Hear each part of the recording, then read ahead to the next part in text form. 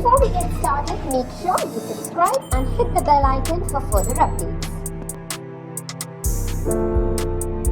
Hi friends, इस video में मैं आपको बताने वाली हूँ यूनिवर्सिटी ऑफ कैलकाटा के अंदर में, मतलब जिसे आप लोग सीयू के नाम से भी जानते हैं, उसका आपको फर्स्ट सेमेस्टर में अगर हिस्ट्री जनरल का सिलेबस नहीं समझ में आ रहा है तो ये आप लोग के लिए वीडियो है, क्योंकि इसमें मैं आपको हिस्ट्री जेनरिक इलेक्टिव जो होता है, किसका किसका जेनरिक इलेक्टिव रहता है वो भी मैं आपको बता दूंगी इस वीडियो में।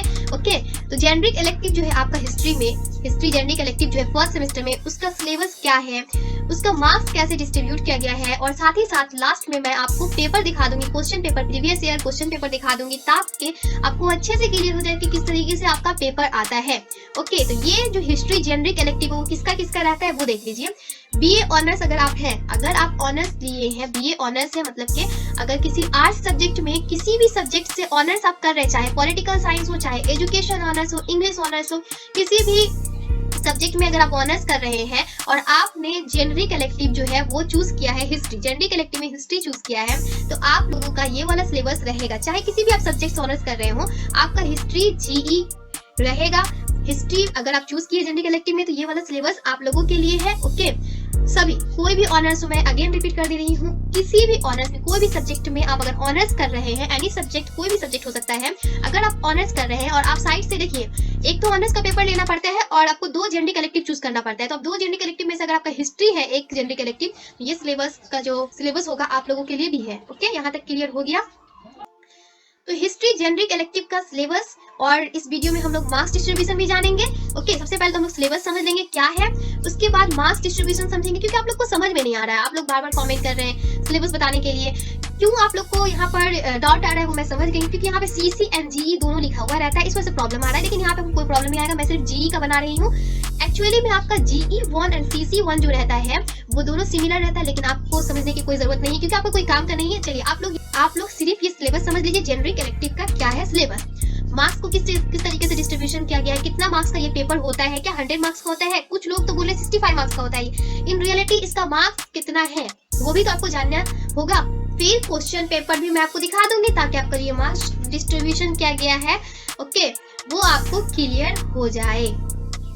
तो सबसे पहले हम लोग देखते हैं कि फुल मार्क्स कितना है। तो फुल मार्क्स आपका है 100, समझे, 100 है। कितने स्टूडेंट बोलते हैं 65 है, कितने 82, ऐसा नहीं है, आपका 100 का ही फुल मार्क्स रहता है यहाँ पर। और इस 100 को 2 भाग में, 2 हिस्सों में डिस्ट्रीब्यूट किया गया है, डिवाइड कर दिया गया है, और डिवीजन जब 2 हिस्सों में किया गया है तो कितना मार्क्स का है, एक तरफ आपको देखिएगा तो 65 मार्क्स और दूसरी तरफ 35 मार्क्स। ये 65 मार्क्स को किस तरीके से डिस्ट्रीब्यूट किया गया वो भी मैं बता दूंगी, ये लास्ट में आपका एग्जाम होगा, और ये 35 मार्क्स आपको कॉलेज की तरफ से मिलेगा। ओके, अटेंडेंस के ऊपर मिल जाता है, आपका इंटरनल असेसमेंट होता है, मतलब कि अटेंडेंस में 10 मार्क्स रहता है, इसलिए अटेंडेंस आप क्या करिए, रेगुलर क्लास किया करिए। अटेंडेंस का भी रियलिटी क्या है, क्या आप एलिजिबल होते हैं, अगर आप 60% भी है तब भी आप एलिजिबल हैं, लेकिन कुछ आपको रूल एंड रेगुलेशन फॉलो करना पड़ता है, कलकत्ता यूनिवर्सिटी जो रूल एंड रेगुलेशन बनाया है उसे फॉलो करना होगा आपको, तो वो वाला आप वीडियो देख सकते हैं, डिस्क्रिप्शन में लिंक दिया गया, वहां से आप देख सकते हैं। ओके, तो वहां से क्लियर हो जाएगा किस टाइप का आपका अटेंडेंस का है, लेकिन मैं तो आपको बोलूंगी आप डेली जाइए, क्योंकि उससे आपको फायदा होगा, आपको नॉलेज गेन होगा। तो 35, लेकिन कुछ कारण से अगर मान लीजिए आप नहीं जा पाते हैं तो वो वाला वीडियो आप देख लिया अटेंडेंस वाला, वहां से बहुत ही अच्छे से क्लियर हो जाएगा आपको। 35 मार्क्स, ओके, 35 मार्क्स जो है आपको कॉलेज दे रहा है, अलग अलग इसके बेसिस के ऊपर दे रहा है। ओके, ये 35 मार्क्स आपको कॉलेज से मिल जाएगा, और ये 65 मार्क्स का आपको एग्जाम देना होगा, तो ये मेन फोकस आपका होना चाहिए। देखिए अब इसको किस तरीके से डिवीजन किया गया वो हम लोग देख लेते हैं। तो सबसे पहले जो टर्म एंड एग्जाम होगा 65 मार्क्स का, जो मैं आपको बताई कि लास्ट में ये एग्जाम होता है, आपका सेमेस्टर के लास्ट में होता है। तो क्वेश्चन कैसा है, मतलब कि यहाँ पर क्वेश्चन, कितना क्वेश्चन आएगा, कितना क्वेश्चन रहेगा वो यहाँ पर रहेगा, फिर कितना मार्क्स का है, तो इस तरीके से टोटल कितना हो रहा है वो हम लोग देखेंगे। तो चलिए, सबसे पहला 1 क्वेश्चन है 15 मार्क्स का, सॉरी यहाँ पर 15 होना चाहिए, मतलब 15 क्वेश्चन है आपका 1 मार्क्स वाला। ओके, यहाँ पर टाइपिंग मिस्टेक हो गया, यहाँ 15 नहीं रहेगा। ओके, यहाँ 15 नहीं रहेगा, ओनली 1। ओके, यहाँ पे क्वेश्चन 15 क्वेश्चन आएगा आपका 1 मार्क्स का। इस तरीके से टोटल कितना हो गया, 15 हो गया। अगर आपको समझ में नहीं आ रहा है तो कोई बात नहीं, अभी समझ में आ जाएगा जब मैं आपको क्वेश्चन पेपर दिखाऊंगी। तो देखिए, उसके बाद 4 क्वेश्चन आता है 5 मार्क्स का। 4 क्वेश्चन रहेगा, 4 क्वेश्चन आपको लिखना होगा। एक एक क्वेश्चन कितना मार्क्स का है, 5 मार्क्स का है। तो इस तरीके से कितना हो गया, मल्टीप्लाई करेंगे तो 20 हो जाएगा। उसके बाद नेक्स्ट आ रहा है 3 क्वेश्चन 10 मार्क्स वाला, मतलब कि लॉन्ग क्वेश्चन 10 मार्क्स वाला 3 क्वेश्चन रहेगा आपका। ओके, 3 क्वेश्चन 10 मार्क्स वाला रहेगा। इस तरीके से टोटल कितना हो गया, 13। यहाँ तक क्लियर हो गया। सबसे पहले आपको क्या है, 15 क्वेश्चन आ रहा है 1 मार्क्स वाला। इस तरीके से टोटल 15 हो गया। फिर 4 क्वेश्चन आ रहा है 5 मार्क्स वाला, 20 टोटल हो गया। 3 क्वेश्चन आ रहा है 10 मार्क्स वाला, 30 हो गया। अगर अभी भी समझ में नहीं आ रहा है तो चलिए क्वेश्चन पेपर मैं आपको दिखा दे रही हूँ, वहां से आपको क्लियर हो जाएगा।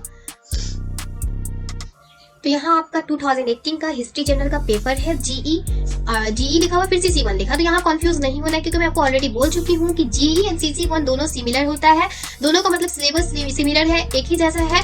तो इसलिए आप तो जीई है तो आपका GE1 आपको मानकर यहाँ चलना है। और फुल मार्क्स 65 है। ये 2018 का है। मुझे इससे पहले वाला 2020 का पेपर नहीं मिला, नहीं तो मैं आपको वही दिखाती। बहुत मुश्किल से ये पेपर क्वेश्चन पेपर मिला है, ताकि मैं आपको अच्छे से समझा दूँ, आप लोग को डाउट ना हो। देखिए, तो पहले तो आपका बंगाली वर्जन का रहेगा इस तरीके से।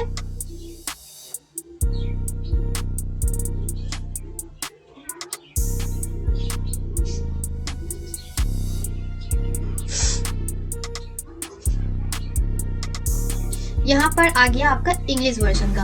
ओके, इंग्लिश वर्जन का यहाँ से स्टार्ट हो रहा है। इंग्लिश वर्जन में देखिए, यहाँ पे 1 into 15 लिखा हुआ है। 15 क्वेश्चन है। ग्रुप ए में 15 क्वेश्चन आपका है, और यहाँ पर आपको कोई भी ऑप्शन में नहीं दिया गया है, मतलब कि 1 मार्क्स वाला क्वेश्चन है। 1 आपको सेंटेंस में लिखना है, और इस तरीके से आपको 15 क्वेश्चन दिया हुआ है। एक क्वेश्चन भी एक्स्ट्रा नहीं दिया हुआ है। टोटल 15 क्वेश्चन है, 15 क्वेश्चन आपको करना होगा। ये हो गया ग्रुप ए का। फिर ग्रुप बी में आता है 5 into 4, जो मैं आपको ऑलरेडी बताई हूँ कि 5 into 4 आता है, और एनी 4 क्वेश्चन आपको करना होगा। तो एनी 4, देखिए यहाँ पे 4 क्वेश्चन है, 5 मार्क्स का है। इस तरीके से टोटल 20 हो गया। ये मैं आपको ऑलरेडी दिखा चुकी हूँ। तो यहाँ पर क्या किया गया, ग्रुप वाइज डिवाइड कर दिया गया, 3 ग्रुप में किया गया है। तो ग्रुप बी में आपका 5 into 4, यहाँ पर आपको 4 क्वेश्चन करना है, और टोटल अगर आप काउंट करिएगा तो 8 क्वेश्चन। आप देख लीजिए, 1 2 3 4 5 6 7 8। यहाँ पर आपको ऑप्शन में जो भी आपको अच्छे से याद हो, अच्छे से याद जो होगा वो आप 4 क्वेश्चन यहाँ से अटेम्प्ट करेंगे। उसका ग्रुप सी से आपको फिर से एनी 3 क्वेश्चन बोल रहा है, ऑप्शन में है, आप कर सकते हैं। सिर्फ और सिर्फ आपको ऑप्शन नहीं मिला। कहाँ नहीं मिला ऑप्शन, वो आपका जो ऊपर है 1 मार्क्स वाला, उसमें आपको ऑप्शन नहीं दिया जा रहा है, लेकिन group C and group B दोनों में ही ऑप्शन दे रहा है। मैं अपनी तरफ से पूरी कोशिश की समझाने की। मैं उम्मीद करती हूँ कि आपको मार्क्स डिस्ट्रीब्यूशन किस तरीके से किया गया वो समझ में आ गया होगा। अगर अभी भी नहीं समझ में आया है तो डोंट वरी, मैं अलग से आपको अगर आपको प्रॉब्लम हुआ तो मैं आपको अलग से मार्क्स डिस्ट्रीब्यूशन किस तरीके से किया गया है उसका अलग से वीडियो आपको दे दूंगी। तो हम लोग मार्क्स डिस्ट्रीब्यूशन देख चुके हैं, क्वेश्चन पेपर भी देख चुके हैं। अब हम लोग को बाकी है सिलेबस देखना। ये उल्टा हो गया ना, पहले आपको सिलेबस दिखाने वाली मैं थी, लेकिन मार्क्स डिस्ट्रीब्यूशन दिखा दी कि किस तरीके से मार्क्स को डिस्ट्रीब्यूट किया गया है। ओके, उसके क्वेश्चन पेपर में दिखा दी। क्योंकि आपका इस तरीके से क्या होगा, मार्क्स जब आपको क्लियर रहेगा तो सिलेबस में क्या करना है, आपको सिलेबस देखना है, टॉपिक वाइज आपको तैयारी करना है। लेकिन उससे पहले मार्क्स जब आपको क्लियर रहेगा तो आपको किस तरीके से क्वेश्चन को लर्न करना है। अगर 5 मार्क्स वाला क्वेश्चन तो आपको 5 मार्क्स के अकॉर्डिंग ही आपको तैयारी करना होगा उस टॉपिक को लेके। ओके, तो इसलिए मैं आपको क्या की हूँ, दोनों पहले दिखा दी हूँ। अब चलिए हम लोग सिलेबस देखते हैं। सिलेबस क्या है, हिस्ट्री जनरल, सॉरी जनरल नहीं, जेनरिक इलेक्टिव का। तो यहाँ पर देखिए आपका CC1 एंड GE1। ओके, यहाँ पर दिया हुआ history of India from earliest times up to 300 CE। तो यही आपका सिलेबस है। ये सिलेबस है आपका। ये पेपर का नाम history of India from the earliest time up to 300 CE। तो आपको ये वाला सिलेबस का जो PDF है मैं आपको डिस्क्रिप्शन में लिंक दे चुकी हूँ, उसे आप देख सकते हैं। ओके, वहां से क्लिक करेंगे तो आपको यहाँ पर का सिलेबस मिल जाएगा। और ये जो आपको मैं ऑलरेडी पहले बताई थी कि किस तरीके से सिलेबस डाउनलोड करना है, तो आप कैलकाटा यूनिवर्सिटी में जाएंगे, वहां से भी आप इसे डाउनलोड कर सकते हैं। लेकिन अगर आपको नहीं मिल पा रहा है, प्रॉब्लम हो रहा है इसको सर्च करने में, तो यहाँ से आप क्लिक करेंगे, डायरेक्ट आपको history of Indian from earliest time up to 300 CE का मिल जाएगा। देखिए, अगर जब आप सिलेबस खोलते हैं तो आपके इसके नीचे में आपको बहुत सारा दिया हुआ रहता है, जो आपको इन स्टार्टिंग में आपको समझ नहीं आता है। लेकिन ये सब क्या है, देखिए ये सब दिया, रेफरेंस दिया हुआ है। तो रेफरेंस दिया रहता है, ये बुक वगैरह रहता है। टॉपिक वाइज आपको राइटर का नाम दिया रहता है कि आप इस टॉपिक का वहां से स्टडी कर सकते हैं, लेकिन वो आपके कोई काम का नहीं। इसलिए मैं रेफरेंस को भी हटा दी हूँ। मैं खुद से PDF बनाई हूँ आप लोग के लिए, ताकि आप लोग को प्रॉब्लम ना हो। तो वहां से आप ये वाला देख सकते हैं। सिर्फ उसमें सिलेबस है, सिलेबस आप देख सकते हैं वहां से। ओके, तो यहाँ पर आपको क्या करना पड़ेगा, सोर्सेज एंड इंटरप्रिटेशंस दिया गया है। उसके बाद फिर नेक्स्ट नंबर में 2 नंबर दिया गया है। 2 नंबर में आपको a broad survey of palaeolithics and mesolithic and neolithic culture के बारे में बताना है। तो टोटल यहाँ पर अगर हम लोग देखते हैं तो अब कितना मिल रहा है हम लोग को, टोटली आपको मिल जाएगा यहाँ पर, देखिए नीचे देखिए यहाँ पर आपको टोटल 11 है।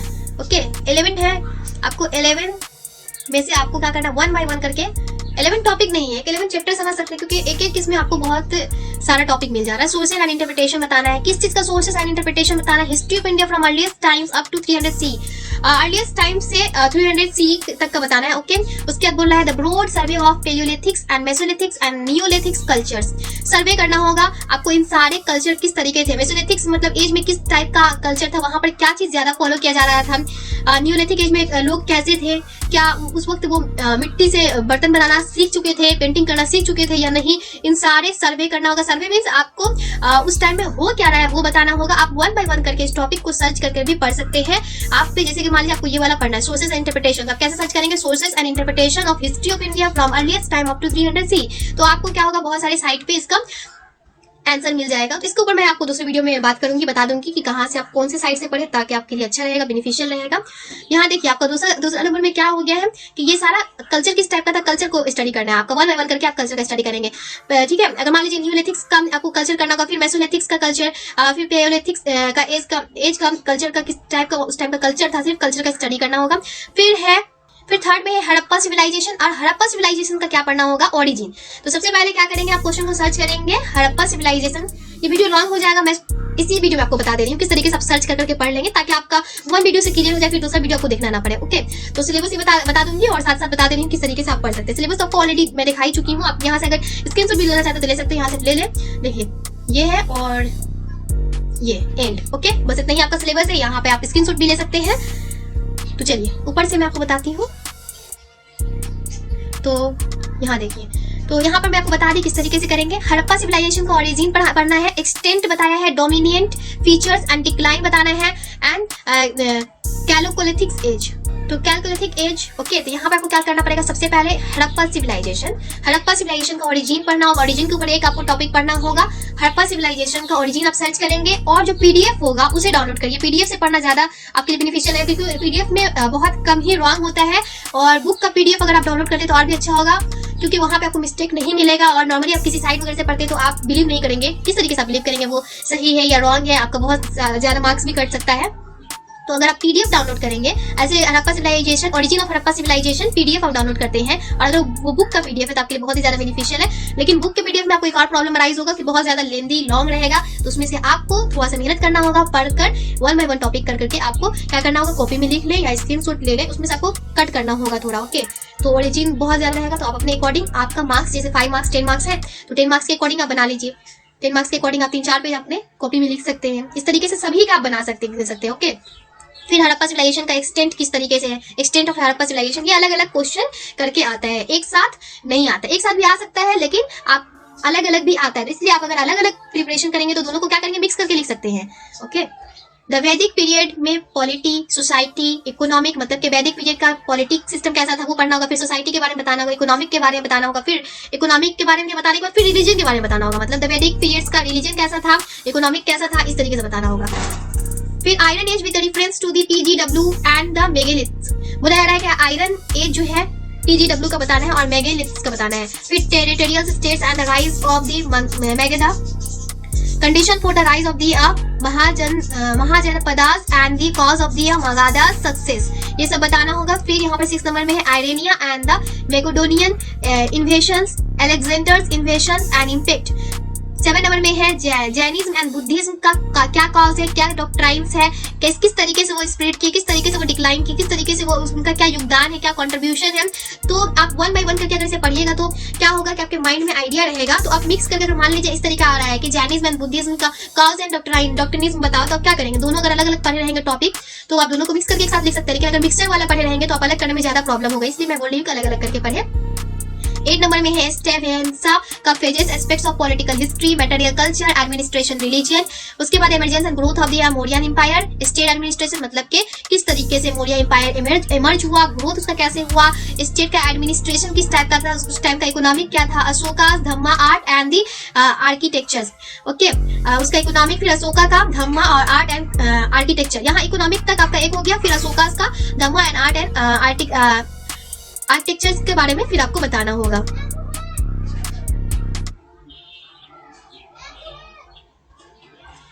उसके बाद है आपका यहाँ पर the Satavahana phases aspect of political history.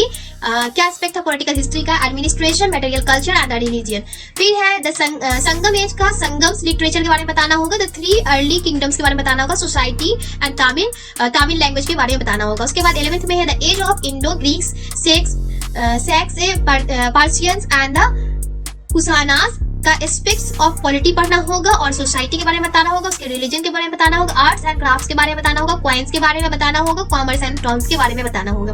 Okay, तो ये आपको बहुत ज्यादा लेंदी लग रहा होगा, क्या लग रहा है आई डोंट नो, लेकिन अगर आपको न्यू जरूर लग रहा होगा, आपको थोड़ा समझ नहीं आ रहा होगा ये सब है क्या, तो आपको क्या करना है, ज्यादा परेशान नहीं होना, बस 1 बाय 1 टॉपिक कर करके आप क्या करिए, अपना सर्च करिए और कोशिश करिए कि 2 दिन के अंदर में एक टॉपिक कवर कर ले, तो इस तरीके से आपका ये सिलेबस भी कवर हो जाएगा।